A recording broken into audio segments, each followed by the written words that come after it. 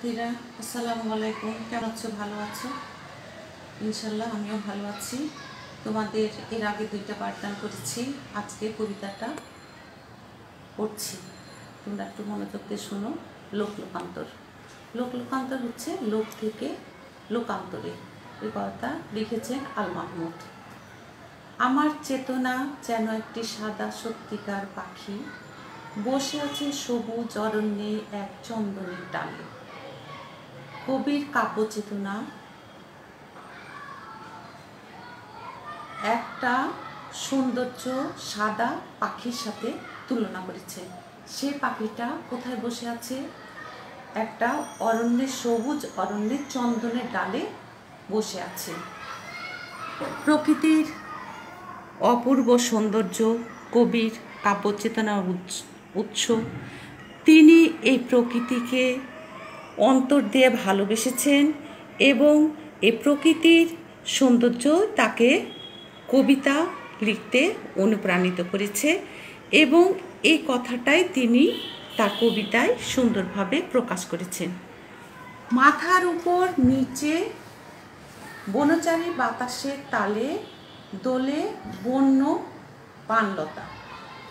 এখন তার কাব্য চেতনা কথায় এখানে বনলতা বাতাসের সাথে কেমন করে পাখিটা দোল খায়, নিচে পানলতা দোল খাচ্ছে আর পাখিটা বসে আছে চন্দনের ডালে। সুগন্ধ পরাগের মাখামাখি হয়ে আছে তার ঠোঁট এবং প্রকৃতির সৌন্দর্যের সাথে কবির কাব্য চেতনা সুগন্ধি পরাগের মতো মাখামাখি হয়ে আছে। মানে প্রকৃতির সৌন্দর্য আর কবির কাব্য চেতনা সুগন্ধ পরাগের সাথে তুলনা করছে। আর দুটি চোখের কোঠরে কাঠা সুপারির রং। এই যে সাদা পাখিটা, যেহেতু তোমরাকে আগেই বলেছি সাদা পাখি হচ্ছে কবির কাব্য চেতনা, এই চেতনাটাকে তিনি পাখির সাথে তুলনা করেছেন। এই পাখির চোখের সাথে তুলনা করেছেন সুপারির রং এবং এই সুপারির রংটা হচ্ছে প্রকৃতির রং। পা দুটি পা সবুজ, নখ তীব্র লাল, যেন তার তন্ত্রে মন্ত্রে ভরে আছে চন্দনের ডাল। এই প্রকৃতিটা হচ্ছে সবুজ আর তার অপরূপ সৌন্দর্য রঙিন রঙের ছটা লাল তাকে কি করছে? অনুপ্রাণিত করছে এবং চমৎকৃত করছে। আর এটা হচ্ছে আছে চন্দনের ডালে। চোখ যেন রাখতে নারী এত বন্যের ছোপের উপর। এই সৌন্দর্য কবিকে এত বেশি বিমোহিত, এত বেশি অনুপ্রাণিত, এত বেশি প্রাণবন্ত করে তুলেছে যে কবি এটা কি করতে পারছে না, চোখ ধরে রাখতে পারছে না। কোনটাকে বলছে? এই প্রকৃতির কথা বলছে এবং প্রকৃতির থেকে অনুপ্রাণিত হয়েই কবি কি করেছেন? এই কবিতাটা লিখেছেন এবং এই কবিতাটাকে সাদা পাখির সাথে তুলনা করেছেন। তাকাতে পারি না আমি রূপে তার যেন এত ভয়, এত বেশি সুন্দর, এত বেশি সৌন্দর্য, এত বেশি। এটা দেখে তিনি কি করছেন? মনে হচ্ছে কবিকে খুব ভয় লাগছে। আসলে এই ভয়টা সে ভয়ের কথা না, এটা তার রোমাঞ্চিত এক মনের কথা।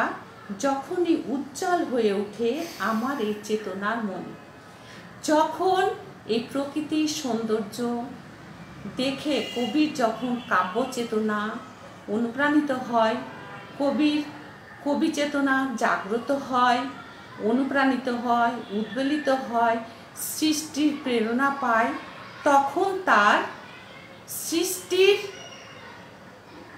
সৃষ্টি করার জন্য তা কি হয়? উজ্জ্বল হয়ে ওঠে। কি উজ্জ্বল হয়ে ওঠে? কবি চেতনা উজ্জ্বল হয়ে ওঠে। এই কবি চেতনাটা কার কথা বলা হচ্ছে? আমার চেতনার মন। এই কবি চেতনায় চকচক করে ওঠে। প্রকৃতি যেমন সৌন্দর্যে চকচক করে, কবির সৃষ্টির আনন্দটা তার ভিতরে এরকম হয়ে ওঠে। মনে হয় কেটে যাবে, ছিঁড়ে যাবে সমস্ত বাঁধুনি, আর এইটা এত বেশি কবিকে অনুপ্রাণিত করে, এত বেশি আনন্দ দেয়, মনে হয় এই বুঝি ছিঁড়ে যাচ্ছে, ছুটে যাচ্ছে, হারিয়ে যাচ্ছে, এরকম একটা উপলব্ধি কবির মনে আসছে। সংসার, সমাজ, ধর্ম তুচ্ছ হয়ে যাবে লোকালয়, এবং লোক থেকে লোকালয়ে তার এই ভাবনা চেতনা চলে যাবে।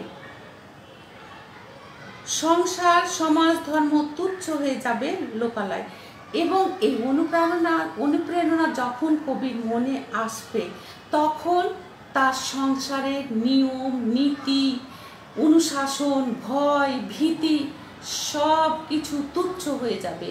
এর পূর্বে বিভিন্ন কবির সংগ্রাম, কষ্টের, সৃষ্টির কষ্টের মধুর সুর কবিকে আরও অনুপ্রাণিত করেছে, এবং সেই কথাটাই তিনি এখানে বলেছেন যে সংসার, সমাজ, ধর্ম তুচ্ছ হয়ে যাবে লোকালয়। লোক থেকে লোকান্তরে আমি যেন স্তব্ধ হয়ে লোক থেকে লোকান্তরে আমি যেন স্তব্ধ হয়ে শুনি আহত কবির গান। এই যে আমার আগেও, যে আমি শুধু আমার জন্য বলছি না যে তুচ্ছ হয়ে যাবে সমাজের অনুশাসন, এগুলো শুধু আমার জন্য হয়নি, এর আগেও যাদের হয়েছে তাদেরই কথা বলছে, যে তাদের সংগ্রামী সুন্দর চেতনা সৃষ্টির কথা তিনি এইভাবে বলছেন যে লোক থেকে লোকান্তর আমি যেন স্তব্ধ হয়ে শুনি আহত কবির গান। আমি যেন তাদের গানের কথা শুনতে পাই, যে লোক থেকে লোকান্তর, লোকের পর লোক, লোকান্তরে একটার পর একটা চলে আসছে কবিতার আসন্ন বিজয়। এবং আমি শেষ পর্যন্ত এইটুকুনি আমি বুঝতে পারি, এইটুকুনি আমার মনে প্রাণের আশা, এবং এটাই সত্যি কথা যে সৃষ্টি একদম এক সময় বিজয় আসবে, আগেও এসছে, এবং আমার কবিতারও বিজয় হবে। এইটাই কবিকে বিমোহিত করে, এবং এই প্রেরণাটাই কবিকে কি করে, কবিতা লিখতে অনুপ্রাণিত করে। এই প্রকৃতির মধ্যে কবি কাব্যচেতনা প্রস্ফুটিত হয়েছে, এবং এই প্রকৃতিকে নিয়েই তিনি এই কবিতাটা লিখেছেন। তাহলে আজকে আমরা মোটামুটি শেষ করে দিলাম লোকলোকান্তর কবিতা, আল মাহমুদের রচনা। তোমরা একটা ভালো করে পড়বা, আরও ভালো করে বুঝে পড়বে। আমি যেহেতু অনলাইনে ক্লাসগুলো একটু সংক্ষিপ্ত করে করতে হয়, সেজন্য সংক্ষিপ্ত করে করছি।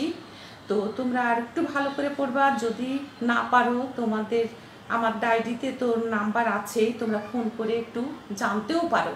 অনেক সময় যে শুধু এই কবিতা বলে না, যেটাই পারবা না, যে কিছু তোমাদের সম্ভব হবে না, যেটুকুন পারবো আমি সেটুকুন তোমরাকে বুঝিয়ে দেওয়ার চেষ্টা করব। তো আজকের মতো এইটুকুনি বলে আমি শেষ করছি। তোমরা ভালো থাকো, সুস্থ থাকো, ভালো করে লেখাপড়া করো। আসসালামু আলাইকুম, আল্লাহ হাফিজ।